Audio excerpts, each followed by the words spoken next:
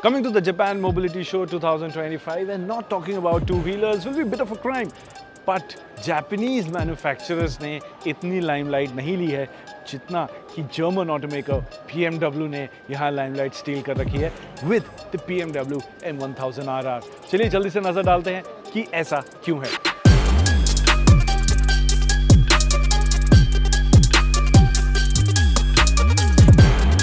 Well reason काफ़ी simple है.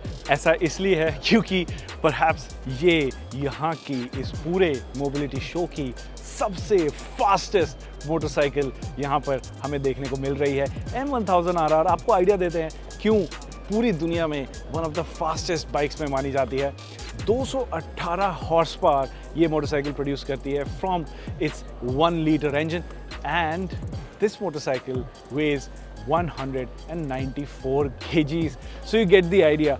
More horsepower than the weight. It's more than 1:1 horsepower to weight ratio, and that makes this motorcycle extremely light and extremely powerful. यहाँ जब मैं इस motorcycle पर बैठा हूँ, अगर मैं राइडिंग पोजीशन की बात करूँ तो फुली कमिटेड है, फुली टक्ड इन होकर आपको बैठना पड़ता है. ऑफ कोर्स मैं उस अटायर में नहीं हूँ जहाँ मैं आपको ये प्रॉपर टक इन पोजीशन दिखा सकूँ, बट एक properly committed full sports bike यहाँ पर आपको देखने को मिलती है जिसका पर्पस सिर्फ और सिर्फ एक ही है, हर बार उस लैप टाइम को चेस करना, to chase those 10 tenths around those corners and make you look like a pro. But not only does it go fast, it also looks extremely fast. Of course, the highlight is this beautiful piece of kit over here, pure carbon fiber, and you can see this winglet design pushes the front end down while those hard braking into the corners, and even when you're accelerating out of the corners and whacking that throttle open, it prevents wheelies by transferring weight to the front. बहुत ही बड़ा spoiler है. Images और video इसको justify नहीं करते कि actually में कितना बड़ा है. यहाँ फिजिकली मोटरसाइकिल को देखने पर पता चलता है कि ये एक अलग ही किस्म की मोटरसाइकिल, एक स्पेसशिप जैसी देखने को मिल जाती है. बाकी चीज़ों की बात करते हैं. 17 इंच का व्हील यहाँ पर देखने को मिलता है, बहुत बड़े डिस्क ब्रेक्स देखने को मिलते हैं, मेटलर टायर्स यहाँ पर देखने को मिल जाता है, और टिपिकल S1000 RR फैशन में हमें यहाँ फेयरिंग में ये ग्रिल्ड डिज़ाइन भी देखने को मिलता है. ग्रिल्स की बात करते हैं. I think BMW S1000 RR has been one of the best looking motorcycles over the years.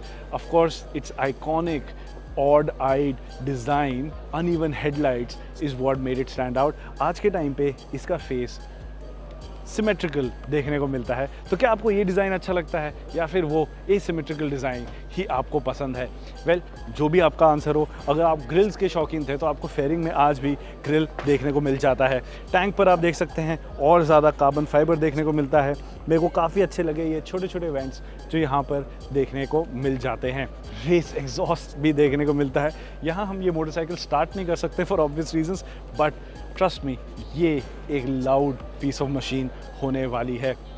865 millimetre seat height यहाँ पर देखने को मिलती है, तो काफ़ी ऊंची भी है. रीज़न इसलिए है कि अगर आपकी सीट ऊपर होगी और ये लो क्लिप ऑन हैंडल बार होगा और आपका फुट पैग यहाँ नीचे रियर सेट होगा, तो आपको एक फुल टक रेस पोजीशन इस मोटरसाइकिल पर देखने को मिलेगी, which is what you need for those track days and those lap time attacks. Funnily enough, you also get to see the small seat over here at the back for the pillion.